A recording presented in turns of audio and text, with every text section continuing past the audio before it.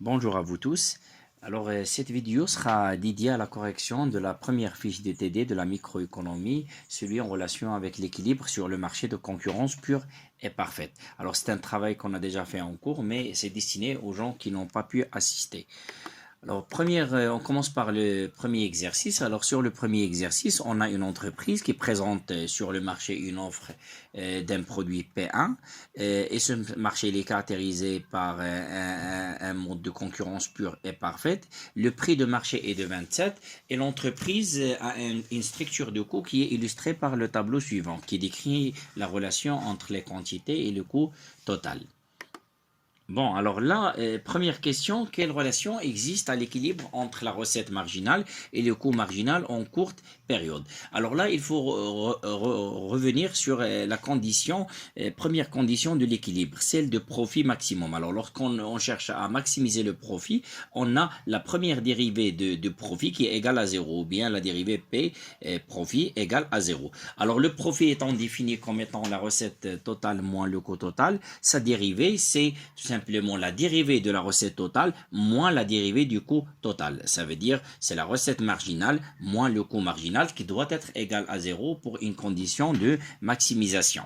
Alors recette marginale moins coût marginal égale 0, ça implique que la recette marginale doit être égale au coût marginal. Et c'est la première condition d'équilibre en marché de concurrence pure et parfaite.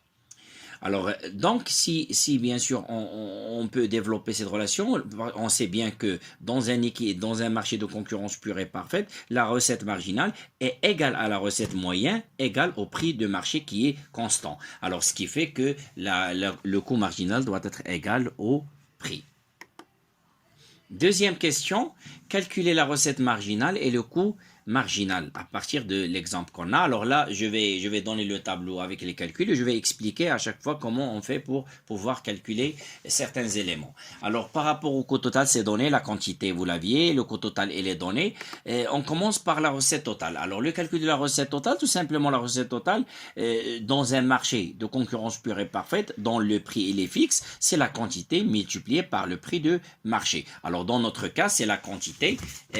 1 par exemple multiplié par 27, ça va donner 27. 2 multiplié par 27, ça va donner 54. 3 multiplié, ainsi de suite. Alors, ce qui va donner, c'est toujours la quantité multipliée par 27, qui est le prix sur le marché. Deuxième élément, c'est le calcul du coût marginal. Alors, pour le calcul du coût marginal, on doit utiliser la relation qu'on a déjà illustrée dans le cours, que vous avez vu avec vos profs de cours. Alors, coût total 2 moins coût total 1 divisé sur la quantité 2 moins la quantité 1. Alors, d'une manière ici, comme illustration, par exemple, par rapport aux deuxième quantité et première, 2 et 1. Alors, pour calculer le coût marginal, c'est tout simplement 50, je commence généralement par 50. Et puis, pour la deuxième, comment je dois calculer? Je dois prendre 60 moins 50 divisé sur 2 moins 1. Alors, 60 moins 50, c'est 10. Divisé par 1, ça sera toujours 10. Deuxième, par exemple, pour 6, c'est 66 moins 60 sur 3 moins 2. De même pour 18, c'est 84 moins 66 sur 4 moins 3. Alors, après, le calcul du profit. Alors, le profit, comme on l'a déjà expliqué, c'est la recette totale moins le coût total. Alors, c'est juste une soustraction entre les deux. Alors, j'ai ici la recette totale et les données, et j'ai le coût total. Alors, je dois faire juste la soustraction des deux éléments. Par exemple, pour le premier, par rapport à une quantité de production, un seul produit qu'on peut produire, on peut avoir le profit égal à quoi? Il est égal tout simplement à la recette totale moins le coût total. C'est 27 moins 50, ce qui va donner moins 23. Et de même pour les suivants. Alors par exemple pour le deuxième, 2 par rapport à 2, alors c'est 54 moins 60, alors ce qui va donner moins 6. Et je fais le même travail pour l'ensemble des autres quantités. Par la suite, il faut bien sûr calculer le coût moyen, la dérivée du coût moyen, ou bien coût moyen prime. Pourquoi? C'est la deuxième pour s'assurer qu'on arrive à réaliser la deuxième condition de l'équilibre. Ça veut dire le coût total second, il doit être supérieur à 0. Alors ici, soit on va utiliser coût total second, c'est la deuxième dérivée du coût total ou bien la première dérivée du coût marginal qui doit être supérieur à 0 pour garantir généralement le minimum de coût. Alors, par rapport maintenant à l'équilibre ou bien la recherche de l'équilibre, l'équilibre, c'est lorsqu'on a la condition qu'on a déjà illustrée, prix égal coût marginal égale 27. Alors, si on cherche dans notre tableau, on part sur le coût marginal, on voit bien que la seule valeur qui est égale à 27, c'est la valeur qui correspond à la quantité 6. Alors là, c'est notre équilibre. Alors, on a un équilibre ici, ici, lorsqu'on a la quantité produite qui est égale à 6. Alors maintenant, je passe au deuxième exercice. Alors, soit une branche industrielle formée de 1000 entreprises qui produisent dans des conditions identiques et qui opèrent dans un marché de concurrence pure et parfaite. Et là, on a déjà expliqué par rapport à la première hypothèse qui est celle de l'atomicité. Ça veut dire que les entreprises ont la même taille et ne peuvent pas influencer le prix sur le marché, mais ils peuvent le subir. Ce qui fait qu'ils ne peuvent pas changer ce prix parce qu'ils n'ont pas le poids pour le faire ou bien par rapport aux autres entités sur le marché. Alors, le coût total de l'entreprise type est généralement donné par l'équation que vous aviez ici. Et on a une équation, bien sûr, de la demande de marché qui nous donne qui décrit la relation entre la quantité et le prix. Ça veut dire c'est la quantité en fonction des prix du marché. Alors, première question, c'est ce que vous avez fait dans le cours, ce sont les caractéristiques du marché de concurrence pure et parfaite. Alors, c'est un modèle, bien sûr, qui est théorique, qui repose sur 5 conditions. La première condition, c'est celle de l'homogénéité du produit. Ça veut dire quoi? Que l'ensemble des produits ont les mêmes caractéristiques, sont identiques. Deuxième condition, l'atomicité du marché. Ça veut dire que on a un très grand nombre d'offreurs sur le marché qui ont le même poids, la même taille. Ça veut dire qu'on ne peut pas y avoir une entreprise qui peut contrôler les prix ou bien agir sur l'offre du marché. Ce qu'on appelle bien sûr ici les entreprises bien price taker. Troisième condition, la libre circulation des facteurs de production. Et c'est très important par rapport à l'absence de barrières à l'entrée et à la sortie des facteurs de production, soit généralement du capital et du travail. Par la suite, quatrième condition, la parfaite transparence du marché ou l'information parfaite. Ça veut dire, moi, en tant que consommateur ou bien même que producteur offreur sur le marché, j'ai la possibilité d'avoir une idée complète sur l'ensemble de ce qui se passe à l'intérieur. Ça veut dire sur les prix, sur les quantités, sur les caractéristiques des produits, ainsi de suite. Et dernièrement, la libre entrée sur le marché. Alors, libre entrée sur le marché, ça veut dire l'absence de barrières à l'entrée du marché, d'obstacles pour les entreprises qui souhaitent entrer sur ce marché-là. Bon, maintenant, on passe à la deuxième question. Il est demandé de déterminer la fonction de l'offre de l'entreprise type en courte période. Alors, en courte période, on doit bien sûr veiller à ce qu'on a deux principales conditions. La première condition, c'est celle qu'on a déjà démontré, que la production doit être égale au coût marginal. Alors, ce qu'on va faire dans notre exercice, on n'a pas le prix, il n'est pas donné, on n'a pas le prix, alors on va mettre prix, P égale.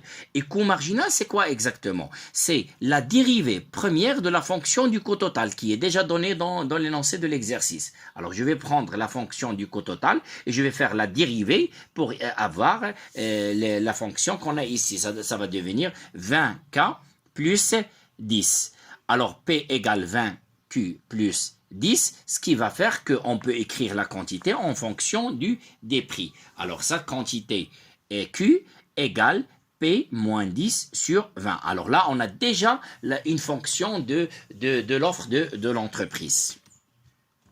Deuxième condition, et c'est très importante, la deuxième condition, c'est la condition en relation avec le coût marginal, la dérivée du coût marginal. Ça veut dire on doit s'assurer que la dérivée du coût marginal est supérieure à 0. Alors, ce que je vais faire, je vais prendre la même fonction qu'on a ici et je vais la dériver pour la deuxième fois pour avoir généralement un chiffre de 10. Alors, 10, il est supérieur à 0. Alors, on a la deuxième condition qui est vérifiée. Alors, puisqu'on a ici un minimum de coût, bien sûr. Alors, et troisième condition qu'on doit rajouter toujours en courte période, c'est la question du respect du seuil de rentabilité. Ça veut dire qu'une entreprise ne peut pas pratiquer un prix qui est en dessous du seuil de rentabilité, qui est le minimum, on va avoir du coût moyen. Alors là, lorsque j'ai dit que le seuil de rentabilité, ça correspond au minimum de coût moyen. Alors je dois chercher l'égalité coût marginal égale coût moyen, puisque le coût marginal doit être égal au prix. C'est la première condition. Alors je dois avoir P égale coût marginal égale coût moyen. Alors, je vais transformer ça sous forme d'équation. Alors, j'ai déjà l'équation de coût marginal que j'ai déjà calculé un peu plus haut. Alors, c'est 20Q plus 10 égale. Et là, ce que je vais, s'il vous plaît, faire, je vais prendre la fonction de coût total et je vais la diviser sur Q. Ça veut dire la fonction de coût total divisée sur Q va nous permettre de calculer la fonction, bien déterminer la fonction de coût moyen. Alors j'aurai par la suite 20Q plus 10 égale 10Q plus 10 plus 360 sur Q. Ce qui va faire, si je fais un calcul simple, puisqu'on a une seule variable ici qui est Q, ça va donner Q égale 6.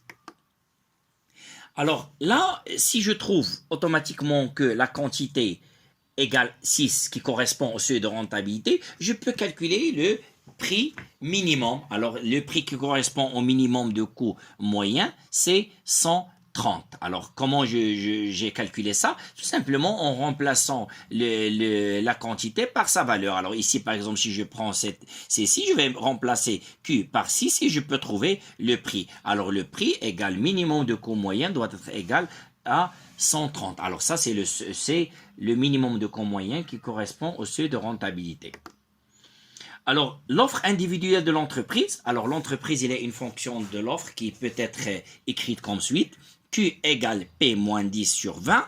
Mais si et seulement si le prix il est supérieur ou égal 130. Ça veut dire qu'il ne doit pas être en dessous de minimum de coût moyen, pardon. Alors, si le prix diminue en dessous de 130, l'entreprise n'est pas en mesure de produire sur ce marché-là, puisqu'il va produire à perte. Maintenant, troisième question. Déterminer l'équilibre du marché en courte période. Alors, maintenant, je passe de l'équilibre de l'entreprise à l'équilibre du marché. Alors, si j'arrive à déterminer l'équilibre du marché, je peux automatiquement déterminer l'équilibre de l'entreprise par la suite. Alors, déterminer l'équilibre sur un marché revient à déterminer la fonction de l'offre et déterminer la fonction de la demande et réaliser l'égalité qu'à l'équilibre, on doit y avoir offre globale égale à la demande globale. Alors, l'offre globale est 2. Alors, l'offre globale, on a dit qu'on a sur ce marché-là des entreprises qui sont identiques, qui ont la même structure de coût et qui ont les mêmes caractéristiques. Ce qui fait que si j'aurais la fonction de l'offre d'une seule entreprise, je peux avoir la fonction de l'offre du marché entier. Alors, on a 1000 entreprises sur le marché. Alors, l'offre globale, c'est tout simplement l'offre individuelle de l'entreprise multipliée par le nombre d'entreprises présentes sur ce marché, qui est 1000 dans notre cas. Alors, je vais avoir 1000 multiplié par la fonction de l'offre qu'on a déjà déterminée à partir de la première condition d'équilibre, qui est prix moins 10 sur 20. Alors, ceci ici, bien sûr, je simplifie les choses, ça va donner Q égale la quantité globale égale 50P moins 500. Alors là, c'est la fonction globale de l'offre globale sur le marché. À l'équilibre, on a l'offre égale demande et la fonction de la demande, elle est déjà donnée dans l'énoncé de l'exercice, ce qui fait que j'aurai une tâche très facile de faire l'égalité entre les deux pour pouvoir déterminer le prix et la quantité à l'équilibre. Alors là, j'aurai 50P moins 60, c'est ce que c'est la fonction de l'offre que j'ai déjà déterminée, égale moins 5P plus 10 500. Et ça, c'est la fonction de la demande qui est donnée dans l'énoncé de l'exercice. Donc, j'aurai, si je calcule le prix, alors c'est un calcul simple, alors j'aurai P égale 200 et je peux par la suite remplacer dans cette équation P par 200 pour trouver la quantité qui sera 9500. Alors, à l'équilibre de ce marché, le prix d'équilibre sera de 200 et la quantité d'équilibre sera de 500 unités produites. Alors ici, on remarque une chose très importante, que déjà le prix il est supérieur au seuil de rentabilité. Ça veut dire que les entreprises peuvent réaliser des bénéfices en courte période.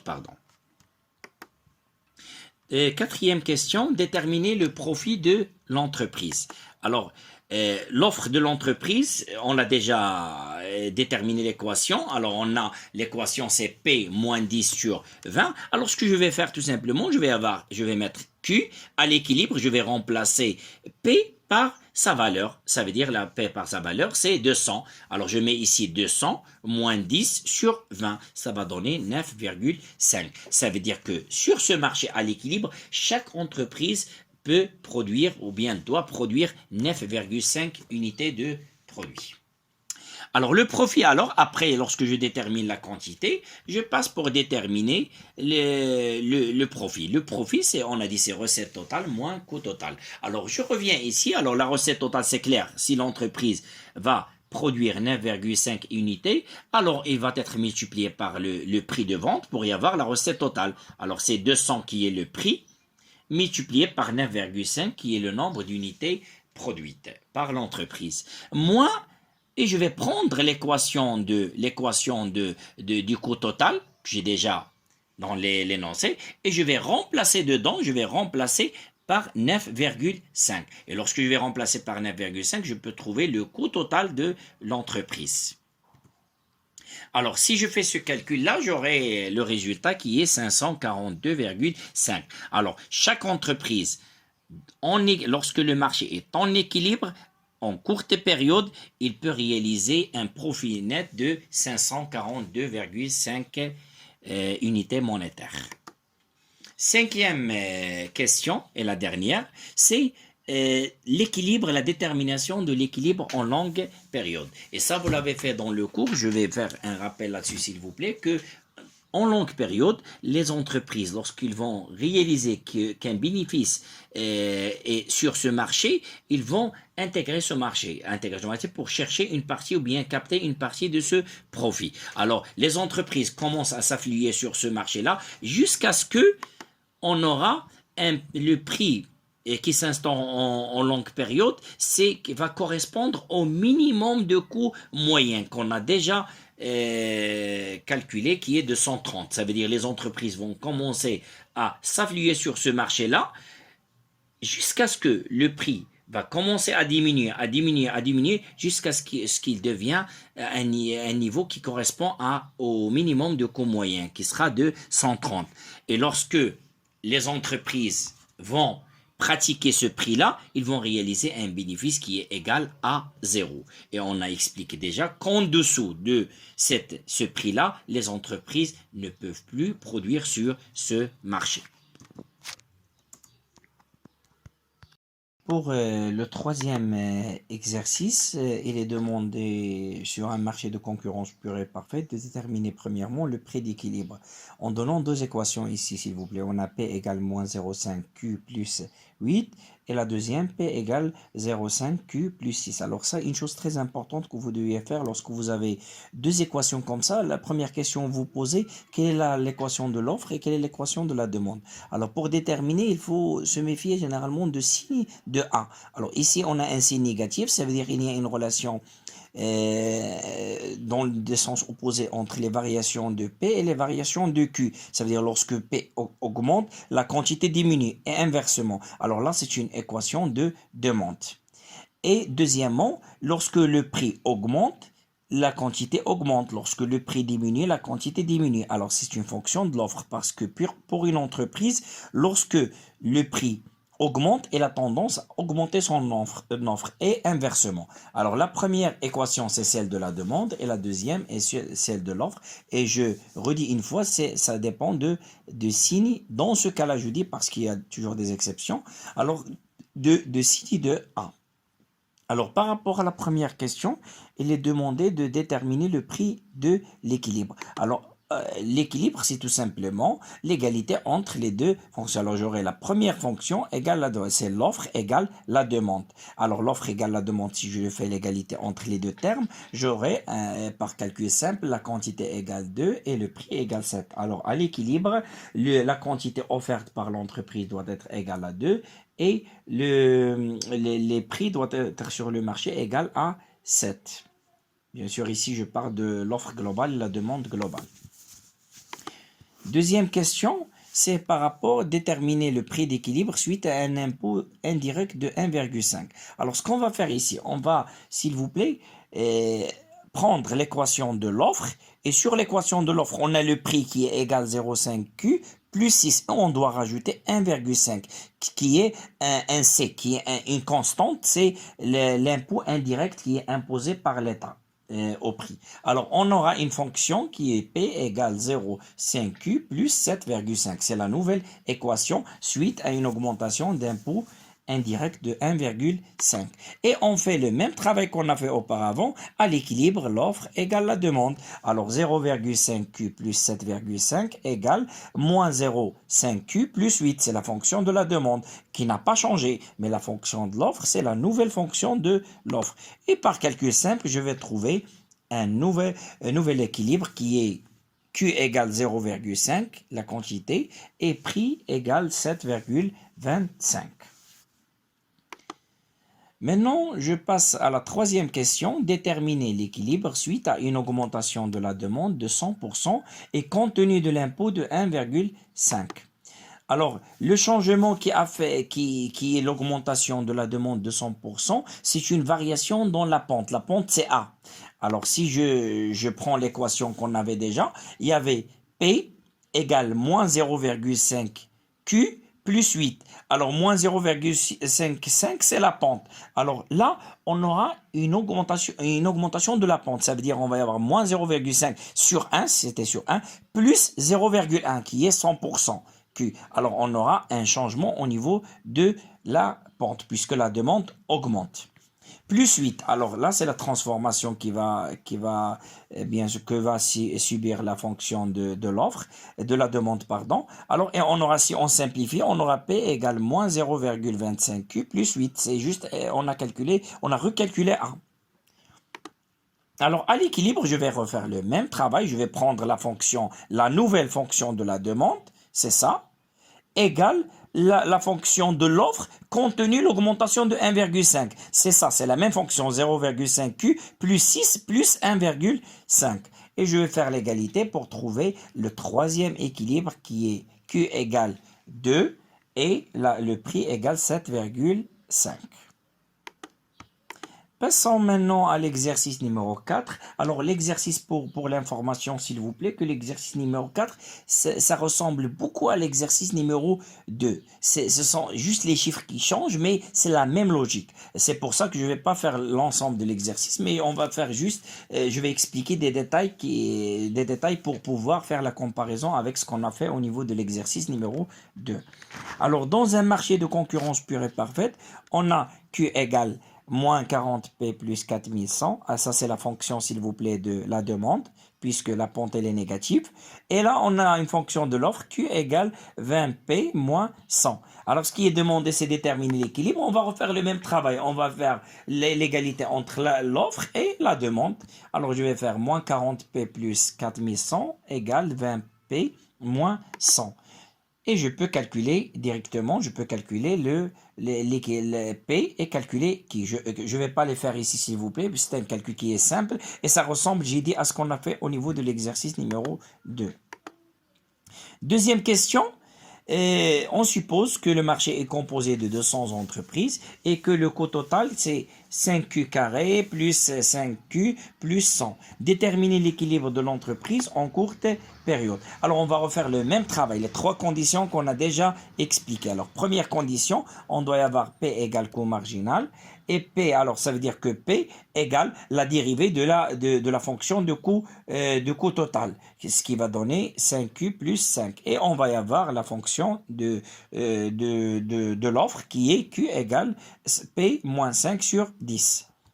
Deuxième condition, le coût marginal prime doit être supérieur à 0 pour garantir un coût total minimum. Alors, on aura ici, si je fais la dérivée, ça va donner 10, ce qui fait qu'il est supérieur à 0 et la condition, elle est vérifiée.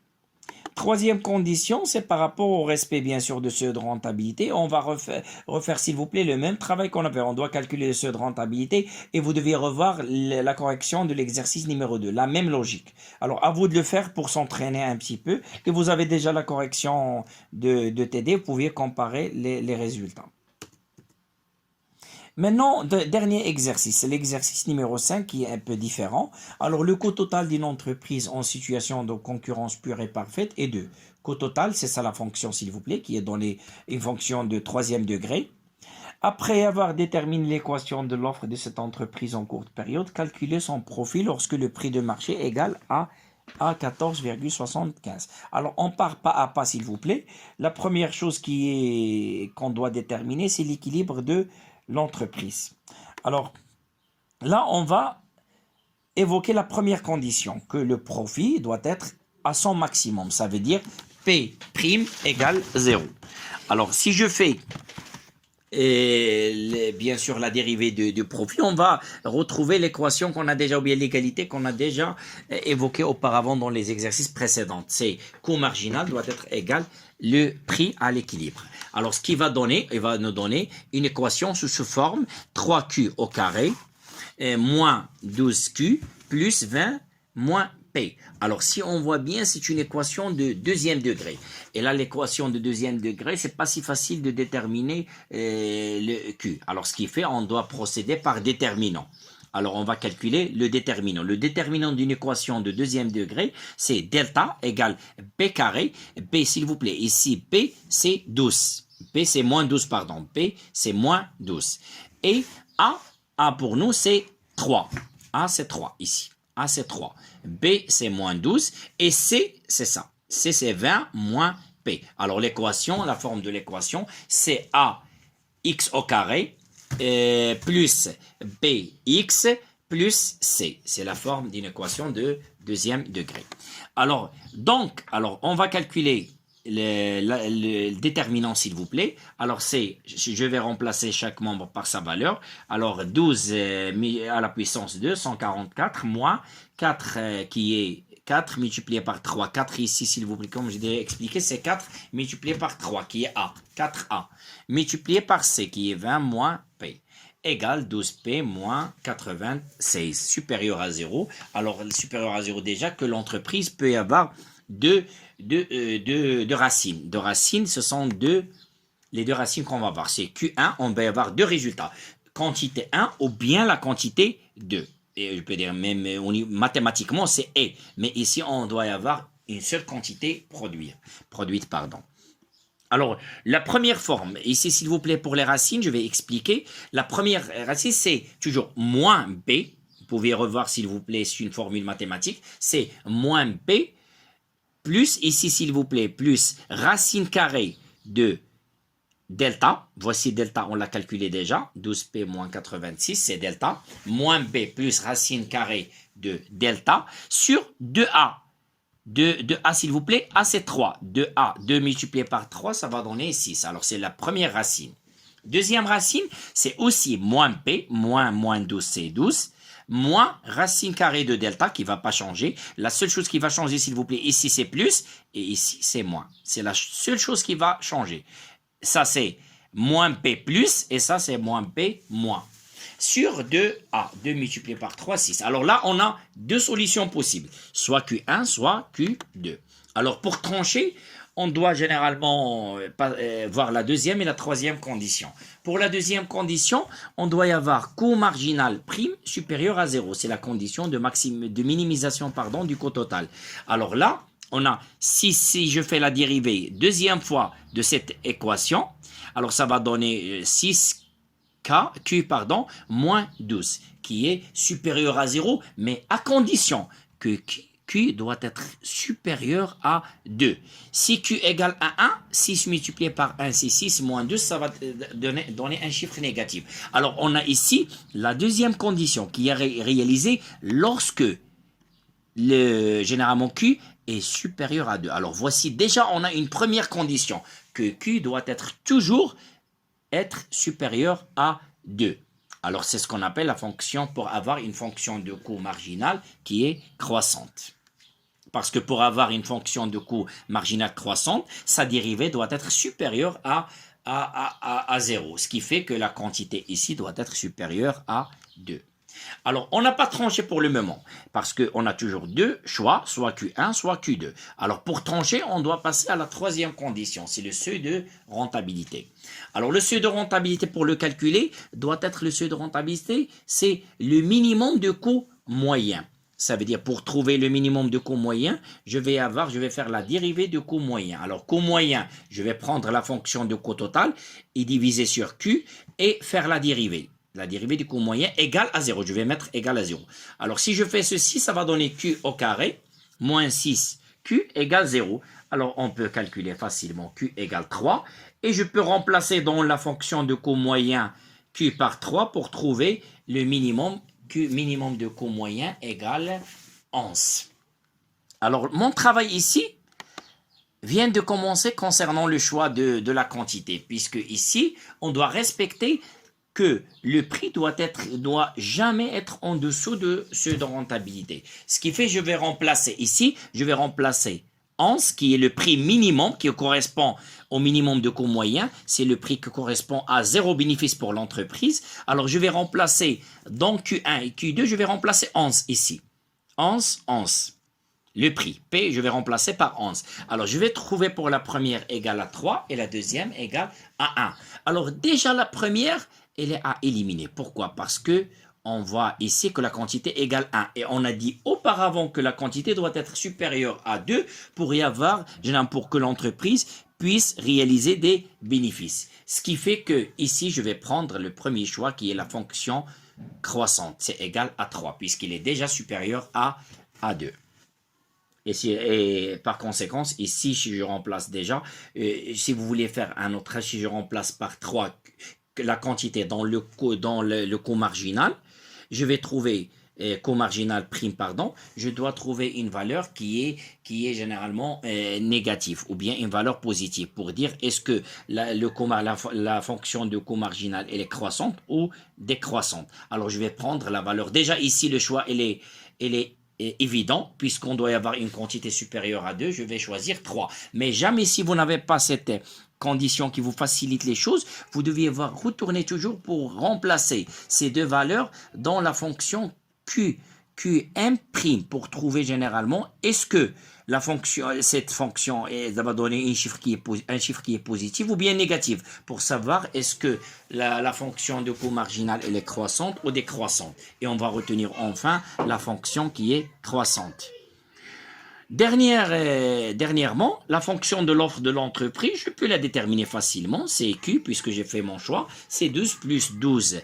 P moins 96, racine carrée bien sûr, divisé sur 6. Mais si et seulement si le prix il est supérieur à 11, c'est généralement le minimum de coût moyen.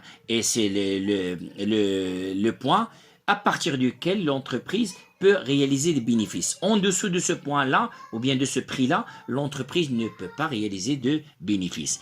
Je peux par la suite répondre à ma question. Si le prix est égal à 14,75, on remplace dans la quantité, on remplace P par sa valeur. Alors ça va donner 12 plus racine carrée 12 multiplié par 14,75 moins 96 sur 6 qui va donner 3,5. Alors pour un prix qui est égal à 14,75, la quantité produite par l'entreprise est égale à 3,5. Et je peux calculer par conséquent le profit en remplaçant cette quantité et cette quantité dans l'équation de recette totale et l'équation du coût total. Alors, je vous souhaite bon courage pour les examens et au plaisir de vous revoir prochainement, Inch'Allah.